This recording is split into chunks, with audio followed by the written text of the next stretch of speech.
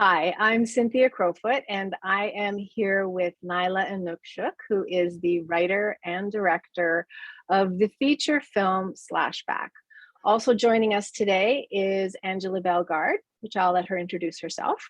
Hi, everybody. I'm Angela Bellegarde. I'm a band member from Pacey's Cree First Nation, Treaty 4, and I'm also the Indigenous Reconciliation Strategy Manager for Our Kids Network in Halton region. Very nice. So Nyla, thank you for joining us.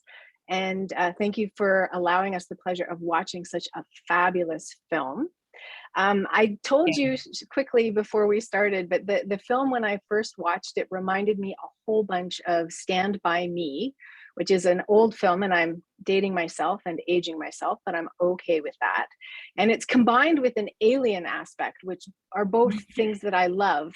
And it's a coming of age story. Was this a story that you always wanted to tell, or how did you come up with this concept? Yeah, well, I grew up as a total nerd, loving movies, and I love movies like Stand By Me and Goonies and E.T. and stories about kids having adventures. I mean, I grew up with my cousins and my brothers and friends having lots of adventures, and so it was always fun to kind of imagine that we were doing the same kinds of things as the kids in these movies. And so and I've got nephews now that are 5 and 7 that are from the community of Pang. And so when I had this opportunity to make my first movie, the idea of being able to make a movie that was like the ones that I watched when I was a kid, but in this place that I loved and had these adventures, and specifically where my nephews, to make a movie like that in the community where my nephews are from, I thought would be really fun. Well, I would just like to say that this is not my typical genre that your film is, but I thought there was parts where it was like a feel-good movie, and which is such a weird thing to say about the genre of the film, but it was fantastic. And I think it's because, as you say, there's this coming of age with your friends. And I always say to my kids, your cousins are, your friends that you can't choose. You can like they're your friends forever, right? So I loved it. And I particularly wonder the difference though between this one and Goonies or Stand By Me is that strong female characters. They're really the interaction between them. You just nailed that. I loved it. It made me think about how my girl cousins playing at my Musham and Kokum's place, and the boy cousins playing over there, and sometimes we come together. So why did you choose to just really have it from those young youth perspective? Yeah, I mean, and I think I did at one point play around with the idea of a group of young boys, and probably just because that's what we're used to seeing when we think of kids' adventure movies and horror and that sort of thing. But for myself growing up, and certainly I had lots of adventures. I grew up with brothers, and but when you're 13 and 14, your female friendships are really like the most important thing in the world.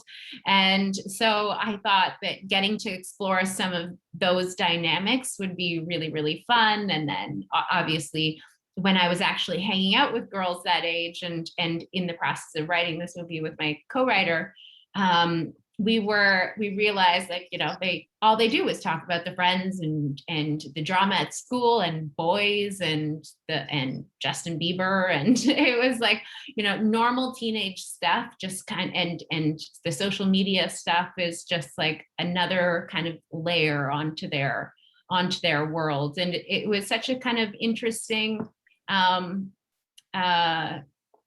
age and group dynamic to explore that was so much fun. And now these kids, I've been working with a lot of them since they were 11 years old, and now they're 17, with their driver's licenses and stuff. It's crazy. But yeah, so it's been so fun to kind of see them grow up, and it's at that age where you're trying to figure out who you are and trying out different things to see if it fits, and then also within within the group dynamics of these girls, you've also got, your indigeneity is playing a role in that, and whether or not you've got shame that you've got to process in that journey towards being a proud Indigenous woman. It's like I thought that those kinds of things were really, it was clear that those were things that came through in even their language, that they carried shame in their language and the way they talked about their Innuksuk or their indigeneity. But then to kind of make it be this, and we had really like lots of conversations, the girls and I, about these sorts of things and what it means to use that kind of language, and the importance of using prideful language when we're talking about where we're coming from and who we are. And then for Micah's journey, for it to really reflect that she is, she realizes at one point that she actually really wants to do, that this place that she comes from is worth saving, and that she and her friends are actually uniquely capable of saving it. Absolutely. I mean, you nailed so many themes and so many realities of Indigenous people in Canada, right? You talk about shame, and I certainly understood that and appreciated that growing up. And you just have it, and that one line, Innuks pretending not to be Inuk.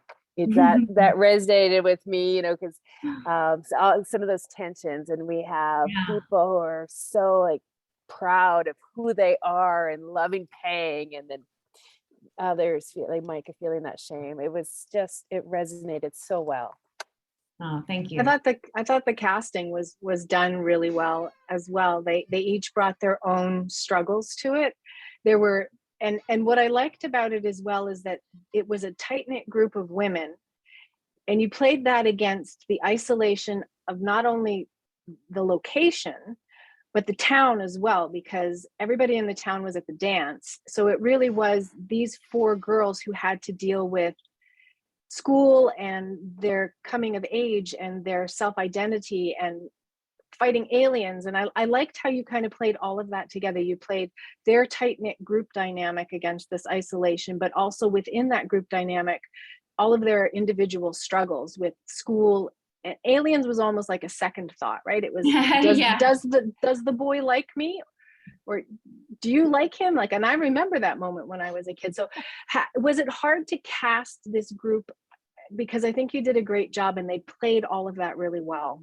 Thank you. Yeah, the cast is incredible, and I feel so lucky that we found each other, and that, because it really was from believing that, with trusting each other, like that, me trusting them, that and then because they were teenagers, they were really young, and then them trusting me that I'm saying that I'm going to make this movie, and then bringing them to this community, and at the beginning we didn't have the money. I was telling them, we're going to do this, and I'm going to go out and raise the money, and it's like, okay, but it's so we initially did a proof of concept. So that was a little short, almost like a teaser for the movie that we could then go out, because as a first-time director, you don't have something to say, oh, I've done this other movie that can show what I'm capable of. So it's like, let's make something that can show that we're the right people to make this movie. And so I went up with a really small team of friends from film school, from Ryerson. So this is like, years later, and we're all doing our own things, but I got a small amount of money from New Film to produce this proof of concept, and I worked with a local theater actor, Christine Tutu, to help with the acting workshops, because rather than doing auditions, there's no casting agencies and a formal audition process would I think just maybe be the wrong kind of energy to kind of find people. So we did acting workshops instead, and we had these pages of the script from the proof of concept, and we also provided headshots for everyone that came, and different it was just a couple of things over a few days. It was really a great turnout, and really kind of fun. But then through that process, you know, we're trying out this girl. Okay, why don't we try you guys in this group, and then kind of finding a few kids through that process. And that was I found Alexis and Chelsea and Nyla Joss, although Nyla Joss was initially cast as the younger sister, because she was she was a kid. She was younger. She was 8 years old when we filmed the proof of concept, and was 11 when we filmed the movie. So she played an older teenager. Like the other kids were 13, 14, and Nyla Joss was younger. But I thought she had aged out of the movie because she was too young for the younger sister. And then I saw her at the grocery store, and I was like, oh wow, you're like a real. You look like a real teenager. You could almost fit in with the other kids. So I tried her, and I always knew that role would be one of the most challenging. So I knew it would be hard to find someone. So for her to kind of come in as being a bit younger than the rest of the kids and have such a difficult role to carry. But she was amazing, and really was able to, and I should also say she was cast a day before we all flew out to Pang, and like 6 days before we started filming. So she had to also learn her character very quickly. And Micah, Tatiana, who plays Micah, also was initially cast as Sophie and then recast as Micah, and made that switch at that same time. And but they were also really so talented, and we were all kind of learning as by the end. I was just talking at film festival with Tatiana, and she said, you know, she's more comfortable watching the ends of she can see the scenes where we film them later on, and she feels like her performance has improved as we were making the movie, because of course you get more comfortable being around crew. And because you said that those girls didn't have any formal acting training, correct? This was one of their first. So Tatiana had never had any training, who plays Micah, and Nyla Joss had been around some sets. Her mother is a producer, and was a producer on this movie, although I should say that Nyla Joss likes to point out that she came first, and then her mom was brought on as a producer. These are fierce ladies. Yeah, definitely. And then Alexis, who plays Jessie, she's threatened to kind of become a pilot, and she wanted to go to go to cadets instead of make the movie, and we kind of convinced her to stick with us and do it. Cadets could wait, but and then her younger sister is Frankie, who I just was picking up Alexis from school. From her house for rehearsals, and Frankie, who was 8 years old at the time, answered the door, and I was still trying to cast the younger sister, and she was just she was like, "Hi, I'm Frankie," and just like big chatterbox. And so then I'd known her mother at this point, so I just was like, does she want to come along with us? And then she would, and Frankie, she was the only cast member that I truly was like, oh, I don't have to worry about Frankie. She'll always arrive knowing her lines, and just like kill it on the first take. It was really, really funny. Although there were times where, like when she was getting dragged by the polar bear, that she did not like that. And she, because she had to be in a harness. I thought that it would be kind of fun because she's like getting pulled like on the ground. But by that point, she basically, I think, had figured out that we started doing this thing where if we had this big bag of candy and we would bring it out, and she would ahead of time pick a piece of candy that she would have after her take. Then she'd go and do her take, and then we'd give her a piece of candy. And so then I think she just started being like, oh, now this is the way I get fed candy. Oh, I love it. I mean, still youth, right? Loving candy, but fierce. I mean, fierce clearly as people in this world, Indigenous women in this world, but also certainly in the movie. I mean, I just love who you have cast, that their love for each other, actually. And so this is what I say, it's like in some ways it was a feel-good movie for me. Totally. And I mean, and some of the dynamics, you know, when you're at that age, you can fight, or there's weird kind of things that go on. But I think that there is like such a closeness, and the fact that they've worked with each other for so long and known each other, and that I've known them for so long, that it was able to kind of be reflected in that. And it is so great that we've kind of, because even getting a movie out and all of that stuff, it can be stressful, but the fact that we're able to do it as a team makes it so much, just stuff that could be really stressful is actually kind of fun. And they were, even when I was mentioning to them that I had to do some press on my own, and last night they were messaging me saying like, oh, you're gonna be great. So Well, sweet, these kids. you can see that, and you really captured that's growing up in a small community, now isolated or not, you know everything about everybody. And Yeah. if you're not feeling great about yourself, that can come out, well, your dad is this, and and that happened, but then you see the makeup of it, and that was, Yeah. to me, it's just, that is so small community Canada, right? That everybody can really relate to. So Aw, I thanks. absolutely love that. I loved how they knew where all the hiding spots were in community, and the fort, and yeah, fantastic. Thank you. So it was also really great. What I liked about your ending, and I mean, maybe some people say it's cliche, but they beat the alien, right? The alien.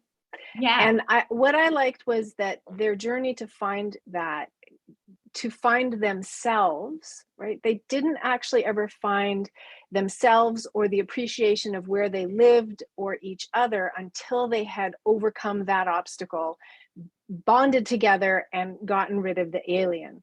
And I really liked that ending. Did that arc help them as individual actors, and you yourself grow and appreciate your culture and where you're from? Like, did it help them to understand more or become prouder? Or you were saying they Yeah, were using negative words. Like, did that help them, the character's journey? Did it help them personally as actors? And did you take away something from that as well? definitely. I know that personally I have, and through the process of even just thinking through my teenagehood and what I was like feeling at that time, and the shame that I felt, it was a really kind of helpful process for me to kind of go through, and then to talk through with the girls, and then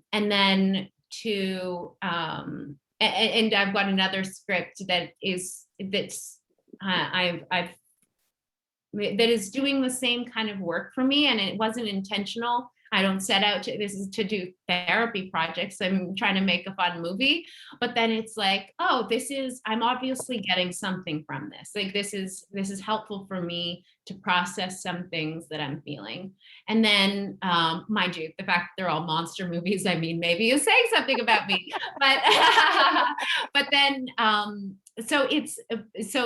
has been really helpful. I think for movies, it's just a part of why I feel like I am so lucky to be able to have it as my job, is it feels almost like necessary work in a way.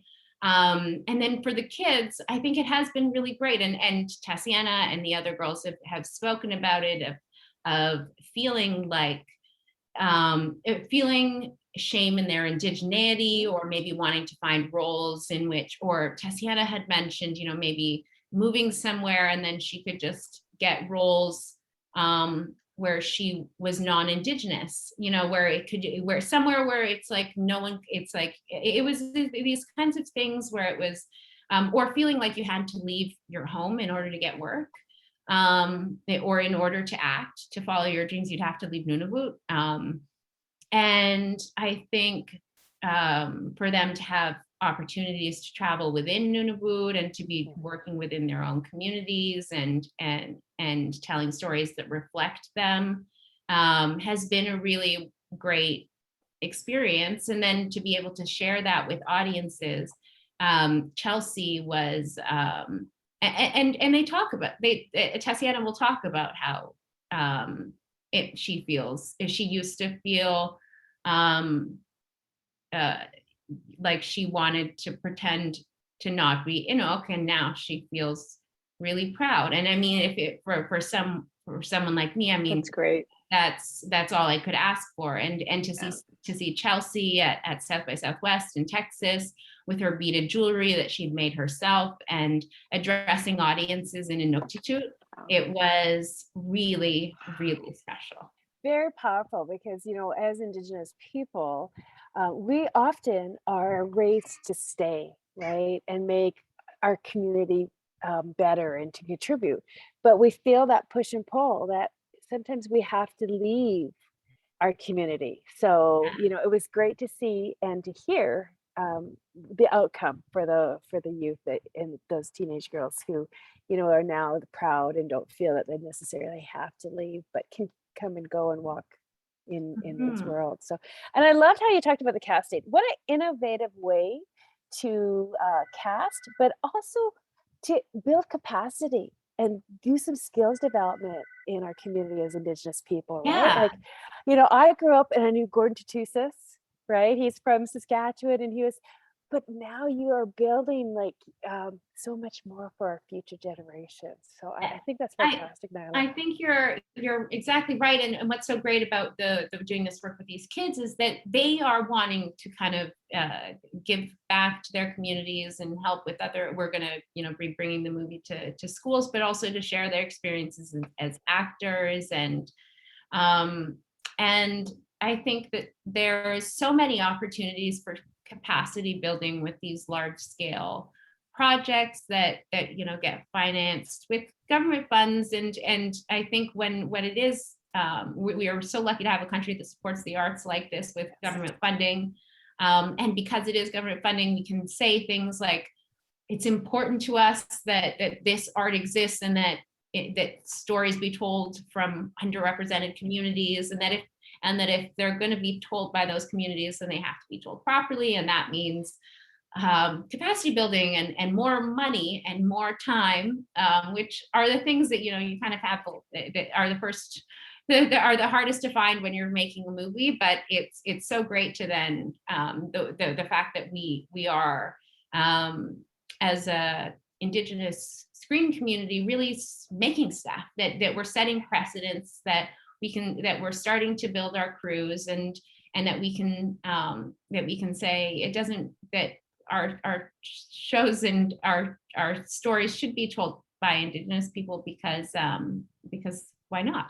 Yeah, and in so many ways. I mean, this genre, the horror. I was like, what? How is this going to work here, right? And it was amazing. Like, from seeing the animals of the land, and I started to think, what is this alien representing? You know, is this one of our traditional stories of the shapeshifter? And you know, I don't even want to use the words right now, because you know what, you know, all our teachings, and you know, you've told a story, but you've really told a story about who we are, and with some, you know, some of us who are Indigenous, with some of our learnings, will pick up on the things that you have done in there, whether it's the storytelling or that shapeshifter. Yeah, I love that. And I actually even like hesitate to talk too much about the metaphors and stuff, because I do love that people can come in, and some people will see some things and some people won't. And for some that it was important for me that it be a fun movie, and that already I knew that with a movie like this, if it's teenage Indigenous, or it doesn't matter, if it's Indigenous girls facing an invading force, an invading threat, or an Indigenous community facing an invading threat, that people would place this colonization narrative on top of that, and without me having to do anything. And so being really subtle about how and what kind of metaphors to use, and then that allow people to see different things into it and hear different things, like Skoden, when they all came together. I'm like, fantastic. Yeah, absolutely fantastic. Thank you. It was an amazing film. I think we're gonna wrap up now. So I have one last question for you, but before I get to the question, I did want to say, when you said you alluded to the fact that your writing is cathartic, right? It's bringing a part of you. I think that all good writing and good storytelling is cathartic. And I actually heard a quote from Quentin Tarantino the other day, who said that if you don't put part of yourself into your script will never be as strong as it could be. Because if you're going through something, or you went through something, or you have something that you need to tell, to not share that in your script and have it come through in some way isn't giving justice to your script, and you're not really dedicating yourself enough to it. So kudos to you for allowing yourself to be that vulnerable to share part of you within a script. I mean, I think that that's a really vulnerable thing to do. So for the last question here, when we're wrapping up, I just wanted to say, what is the one key message, if you could put it, if it was your elevator speech, the key message that you want people to take away from this film? I mean, it's a great film on so many levels, like we've discussed, but what is the one thing you want people to take away from it? I hope that they have fun. I hope that they have fun, and that maybe it's an opportunity to see a place that this part of the world that they've never seen, and this this beautiful community. It was fun. It was a combination of like terror, right in the very beginning, where I'm like, I don't know if I can continue this. My heart was like out of my chest, to just loving the characters and loving the traditions. And I haven't been that far up north, but just seeing all our people on screen, even though I'm a Plains person, just seeing our people. So thank you so much for that. Thank you. Thank you. Thank you both for joining us. And I hope to see more great movies from you. What a pleasure. Thank you so much. Hi. Mm-hmm.